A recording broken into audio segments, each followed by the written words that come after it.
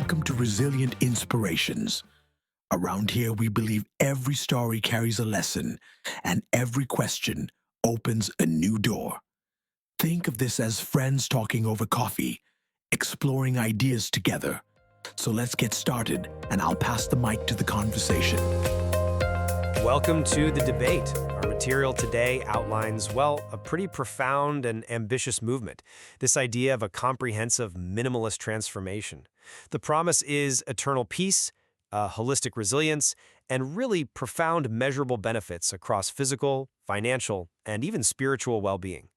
The text basically asserts that by embracing intentional simplicity, by strategically crafting what it calls a minimalist nest, we can fundamentally redesign our capacity to manage life's inevitable setbacks. So the central debate before us today is this.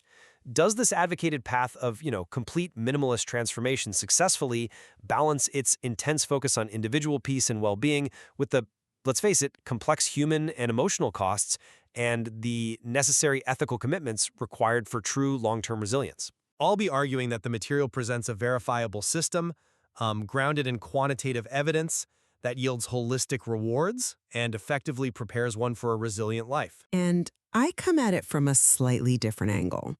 While the data supporting the outcomes are certainly, yes, attractive, the system, for all its clear benefits, I think fundamentally overlooks the immense emotional complexity involved in the act of letting go.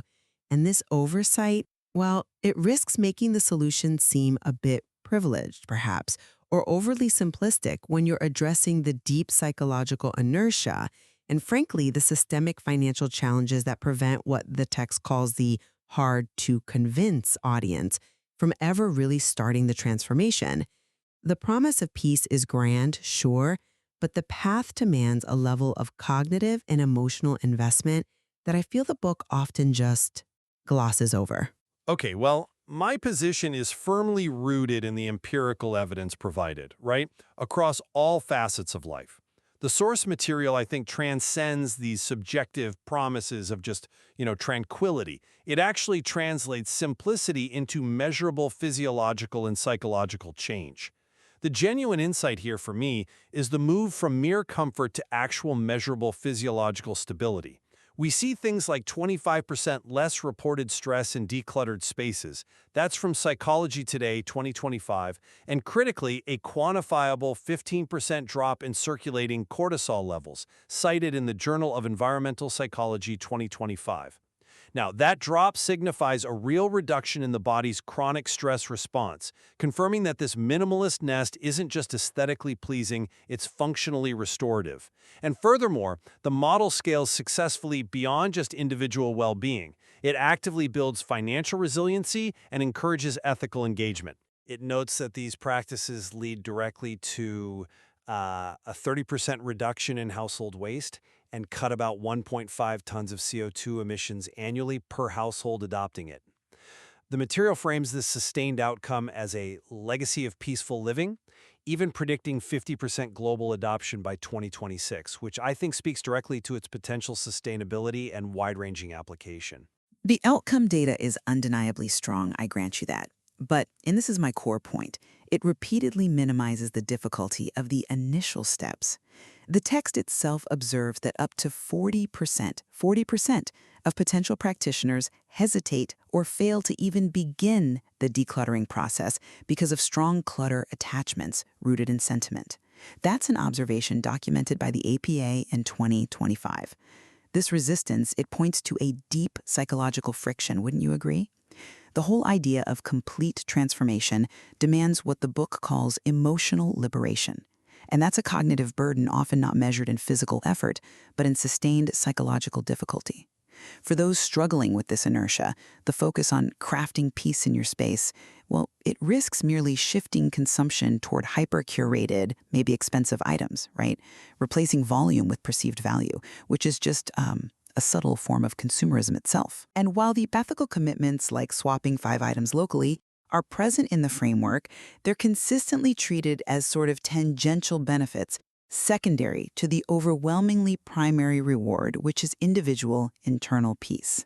Okay, but that psychological friction, that initial human dimension you're highlighting, isn't that precisely where the value of the transformation lies? You're focusing on the measurable resilience gained after completion, which is fair, but I think you're underplaying the power gained by confronting that initial toll. I'm just not convinced the material fully accounts for the immense psychological inertia of starting, especially for someone who's already under significant cognitive or emotional load. The material correctly identifies that the unseen weight of clutter silently erodes potential, so the stakes are high, yes.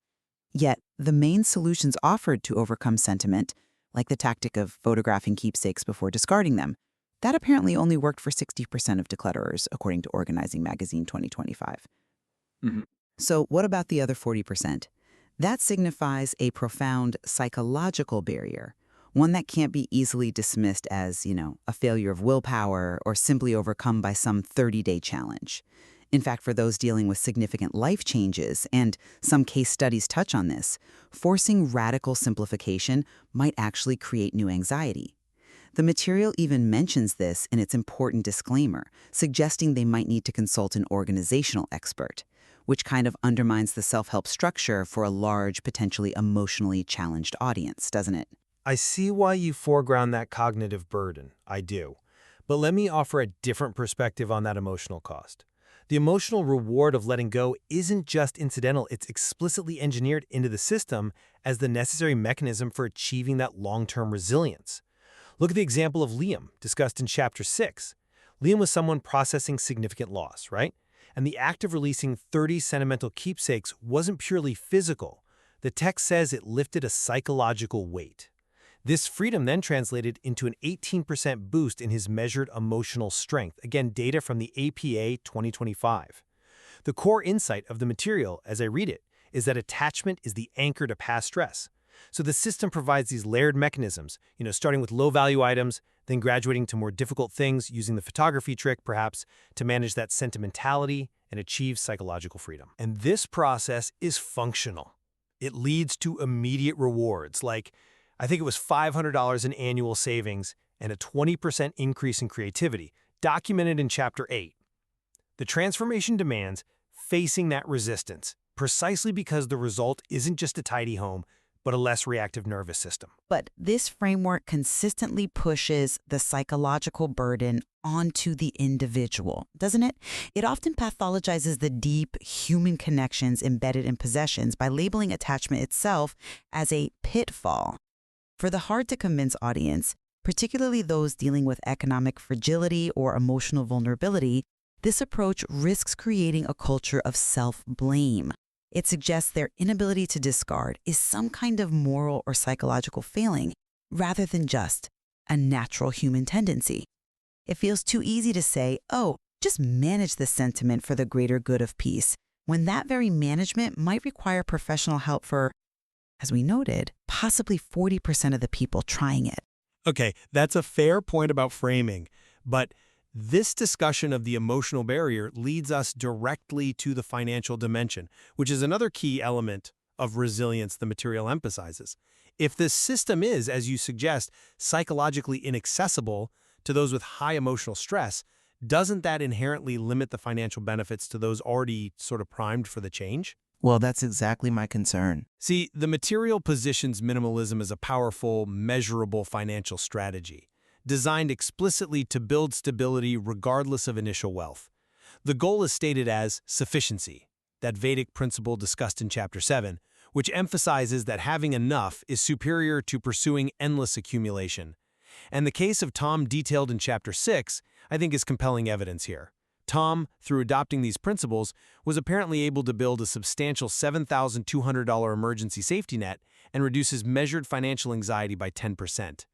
Citing Financial Samurai 2025, the practical savings mentioned, like $400 yearly on recurring expenses, shifting away from impulse buys, these aren't minor adjustments for many people. They represent capital freed up to fund creative projects or, maybe more fundamentally, provide stability against unexpected setbacks. I see it as an active strategy for wealth creation through restraint. Your argument hinges on the assumption that restraint yields significant capital gains for all users. And I have to push back on the claim that these, frankly, often marginal annual savings constitute systemic financial resilience. especially for those in lower income brackets. Saving $300 a year on storage solutions, referenced from the IKEA Sustainability Report 2025, well, that's only possible if someone could afford those storage units and had the excess items requiring storage in the first place. The people who arguably need systemic financial resilience the most are often those for whom the primary challenge isn't consumption reduction, but income generation. The material even acknowledges the significant initial time investment required. Before transformation, it suggests one might be losing an hour daily just searching for misplaced items. Remember that from Chapter 1? For the financially fragile, that hour of time and energy, the cognitive cost of even starting the transformation, might well outweigh the modest savings realized over a year. So while the system might optimize the financial position of the, say, comfortable middle class, I'm really unconvinced that it offers true, universal, systemic financial security compared to strategies focused squarely on increasing earning potential or addressing debt directly. A financial security is foundational to long-term resilience for everyone, regardless of their starting point. By intentionally reducing impulse buys and adopting that mindful shopping approach, a strategy the material claim saves approximately $300 annually on non-essential purchases alone, citing Statista 2025, the practitioner is actively restructuring their relationship with money. I don't see this as optimization just for the wealthy. It's the discipline of sufficiency. And over time, that discipline allows capital, however small initially, to be reallocated toward investment or a crisis fund.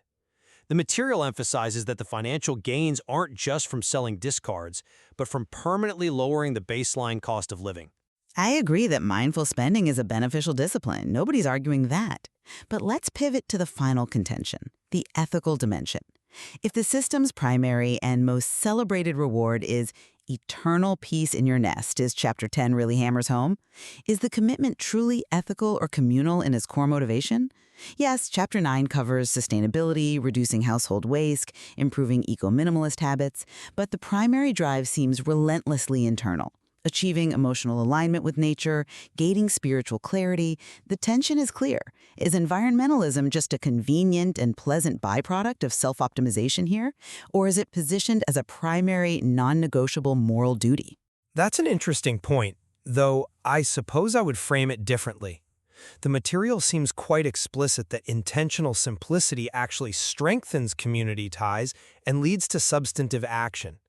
The internal transformation is perhaps simply the fuel for that. Consider the case of Maria again, detailed across chapters 9 and 10. Maria demonstrated this externally by hosting local swap events. These weren't just isolated actions. The text suggests they fostered meaningful connections, actively embodied the Ubuntu principle of interconnectedness, that idea of I am because we are, and provided tangible financial benefits, saving $200 per household involved. Furthermore, by teaching eco-minimalism, practitioners are consciously leaving what the book calls a green legacy for future generations. And the 20% increase in greener habits reported by the EPA, 2025 seems to confirm that the peace achieved in the nest naturally and durably ripples outward into quantifiable environmental and communal action. I see the two as inextricably linked. The outward action is positive, yes, but look at the core statistics used to celebrate the success of the full transformation. They consistently prioritize personal metrics, a 25% increase in life satisfaction, 15% less anxiety, freeing up 10 hours weekly for personal hobbies. The communal elements, while certainly present, are consistently framed as extensions of individual fulfillment, ways to, share your peace after you've achieved it. They don't feel like primary moral imperatives demanding difficult or maybe uncomfortable societal engagement, like political activism or sacrificing significant personal time for community organization. This structure, I worry, encourages the practitioner to prioritize maintaining their own serene retreat over potentially deeper, more demanding systemic communal responsibility. I think the material demonstrates, or at least argues, that the inner work is precisely what stabilizes the outward action. It ensures the communal efforts are sustainable and durable, rather than just fleeting displays of virtue signaling, perhaps. The two aren't mutually exclusive in this model. The resilience built internally supports the capacity for genuine external engagement. Perhaps. But that tension between profound self-optimization and universal accessibility, that remains the key challenge the material, in my view, must overcome to fully deliver on its promise. Okay, so to summarize my position, the material successfully builds, I believe, a robust, holistic framework where intentional simplicity transforms the entire life spectrum, from physiological metrics like reducing cortisol to heightened creative output and demonstrable financial stability. It provides a proven, measured path to resilience and lasting peace, grounded in both psychological evidence and long-term sustainability metrics. The transformation is comprehensive, and the benefits, including the communal ones, are well documented as being a durable result of this structured approach. And to summarize mine, while the potential rewards for a fully committed individual are clear and, yes, backed by impressive data, the path to achieving them is fraught with significant psychological difficulty. This is especially true for that hard-to-convince audience, the ones perhaps struggling most with psychological inertia and emotional attachment. So the material ultimately reads as more persuasive as an intense guide for self-optimization and achieving internal peace, rather than as a universally accessible or ethically complete framework for systemic societal change. I think the listener really has to carefully weigh the immense cognitive and emotional investment required against those promised holistic gains and critically consider whether the framework truly addresses their unique financial and psychological starting position. And that intention, that rigor, is exactly what the minimalist nest framework seems to demand to achieve the results it outlines. Indeed, it offers compelling evidence for a simplified, potentially more resilient life, while simultaneously, I think, inviting us all to explore the limitations and the inherent complexities in achieving true lasting peace across the full spectrum of human experience. That wraps up today's journey. Thanks to my friends for sharing their thoughts and to you for being part of this circle. Remember, inspiration isn't found once. It's built every day in small choices. If this talk spoke to you, share it, follow along, and let's keep the conversation alive. Until next time, stay curious and stay inspired.